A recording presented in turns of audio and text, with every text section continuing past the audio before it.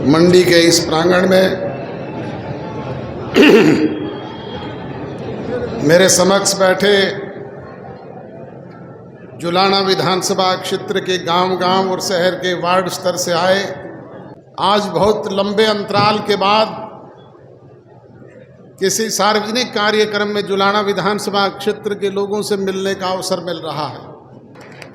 बुजुर्गों और नौजवान दोस्तों, परिस्थितियां ही कुछ इस तरह की थी कि हम चाह करके भी एक दूसरे से नज़दीक नहीं आ पाए, मिल नहीं पाए। 10 साल तो सरकार जो विरोध पक्ष की थी उन्होंने कठोर कारावास में भेजने का काम किया। जब वहाँ से मुक्ति मिली और हरियाणा प्रदेश में आप लोगों ने सत्ता परिवर्तन करके सरकार में अपनी भागीदारी बनाई, तो विश्वव्यापी कोरोना जैसी महामारी आ गई। उस कोरोना जैसी विश्वव्यापी महामारी को पूरे संसार के लोगों ने झेला, हम लोग भी उसका शिकार हुए, आपने भी उसका खामियाजा भुगता। और उसी दौरान किसान आंदोलन भी चल पड़ा। किसान आंदोलन का केंद्र बिंदु भी ये जींद जिला बन गया। बुजुर्गों और नौजवान दोस्तों, इस वजह से 2 वर्ष लगातार सरकार के इस कार्यकाल में भी चाह करके भी हम एक दूसरे के संपर्क में नहीं आ पाए। और इसका अगर सबसे ज़्यादा खामियाजा किसी को भुगतना पड़ा तो वो हमारे कार्यकर्ताओं को, आप लोगों को, स्थानीय वोटर्स को, ग्रामीणांचल में बसने वाले लोगों को, क्योंकि उनको एक उम्मीद हुई थी 15 साल के बाद सत्ता में आपकी हिस्सेदारी हुई थी।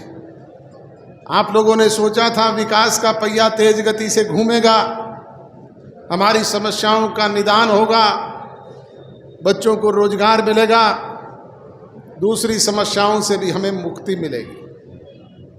परंतु जैसा मैंने बताया कि हम चाह करके एक दूसरे के नज़दीक नहीं जा पाए। जब तक जनप्रतिनिधि जनता के बीच में बैठ करके उनकी समस्याओं को सुने नहीं, समझे नहीं, जाने नहीं, तब तक उनका समाधान भी संभव नहीं हो पाता है।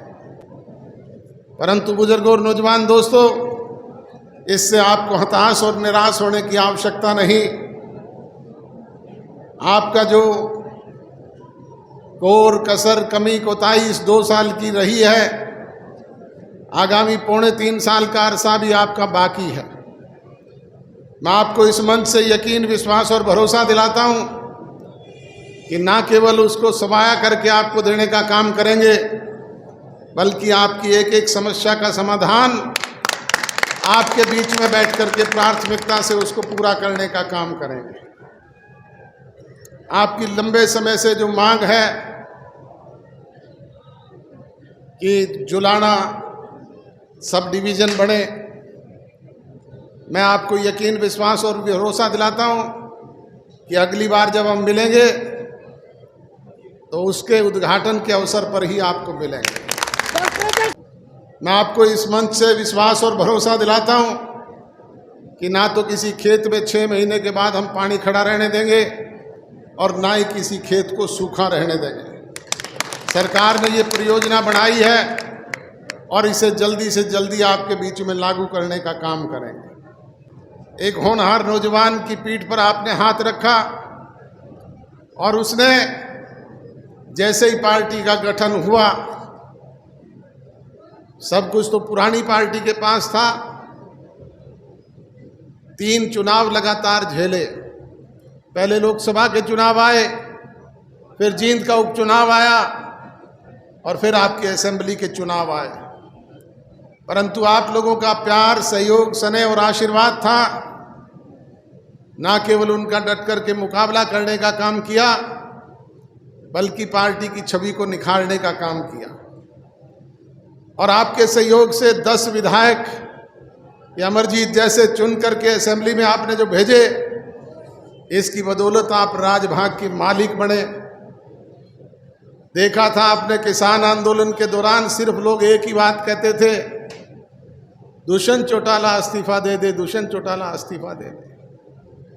अरे इस्तीफा तो सिमरनजीत कौर ने भी दिया था, कुछ हासिल हुआ क्या?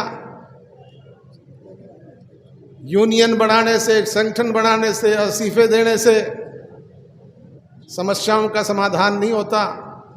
समाधान होता है राज से, और राज तब होता है जब आपकी उसमें भागीदारी हो।